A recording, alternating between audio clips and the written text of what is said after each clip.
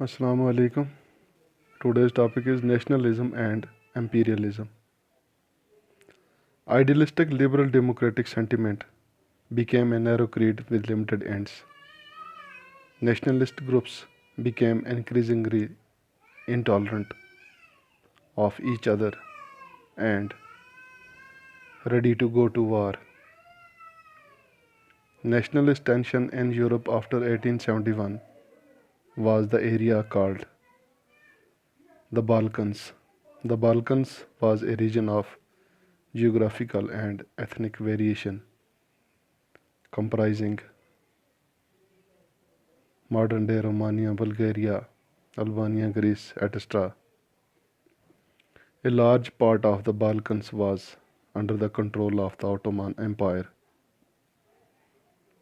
The spread of the ideas of romantic nationalism in the Balkans, together with the disintegration of the Ottoman Empire, made this region very explosive. As the different Slavic nationalities struggled to define their identity and independence, the Balkan area became an area of intense conflict.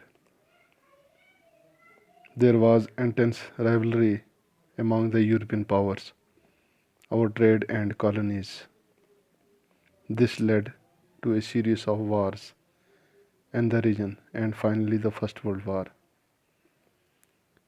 Many countries in the world which had been colonized by the European powers in the 19th century began to oppose imperial domination. The anti-imperial movements that developed everywhere were nationalist and formed independent nation states. جب پورے Europe کے اندر nationalism عام ہو چکی تو بہت سارے countries اب دوسرے کنٹریز کو کیپچر کرنے کی کوشش کر رہے تھے. 1871 کے بعد یورپ کے اندر ایک ایسا ریجن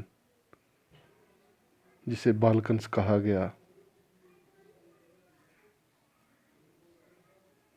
جو کہ ایک جیوگرافیکل ریجن تھا یورپ اور ایشیا کی بارڈر پر. وہاں کے لوگوں میں کافی ایتھنک ویریشنز تھے، ڈفرینٹ لینگویجز تھی، ڈفرینٹ کلچرز تھا، اور وہاں کا جو ریجن تھا بالکنز کا وہ اس وقت اوٹومان امپائر کے انڈر تھا.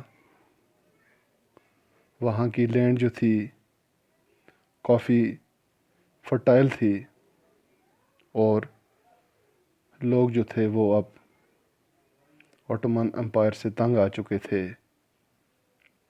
وہ چاہتے تھے کہ ہم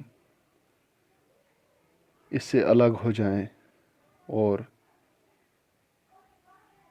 اپنے علاقے جو ہیں وہ قائم کریں، اور ساتھ ساتھ میں انہوں نے دوسرے علاقوں پر بھی قبضہ کرنا شروع کر دیا، جس سے ان علاقوں میں آپس میں بہت زیادہ کنفلکٹ جو تھا وہ شروع ہو گیا. وہ چاہتے تھے کہ ہر علاقہ جو تھا بالکنز کے انڈر میں ایک دوسرے کے ٹیریٹری کو قبضہ کریں. تو ان کی سپورٹ میں بہت سارے یورپین کنٹریز جو بگ پاور تھے اس وقت کے، جیسے Russia, Germany, England, Austro Hungary وغیرہ، وہ ان پر اپنا پاور جمانا شروع ہو گئے. انہوں نے چاہا کہ ہم اس پر اپنا قبضہ جو ہے وہ شروع کر دیں، جس کا نتیجہ یہ نکلا کہ ورلڈ وار جو تھی وہ شروع ہوگی۔ تو اس سے 1914 میں یورپ کے اندر ایک بہت بڑی تبدیلی آئی، بہت بڑا انقلاب ہوا۔ بہت سارے یورپین کنٹریز جو کہ کالونیز میں رہتے تھے، جس طرح ہندوستان میں ہمارے یہاں امپیریلزم تھا، جب برٹشرز ہندوستان پر قابض تھے، تو جو ڈیفرنٹ کالونیز میں لوگ رہتے تھے، انہوں نے آواز بلند کی برٹش امپیریلزم کے خلاف کہ ہم لوگ ان سے کنارہ کشی اختیار کریں گے، ان سے الگ ہو جائیں گے، ہم آزاد ہو جائیں گے، جس کا نتیجہ یہ نکلا کہ ہمیں برٹشر سے آزادی ملی۔ تو اس طرح جو یورپ میں کالونیز میں جو لوگ رہتے تھے، انہوں نے اپوز کرنا شروع کر دیا امپیریل ڈومینیشن کے خلاف۔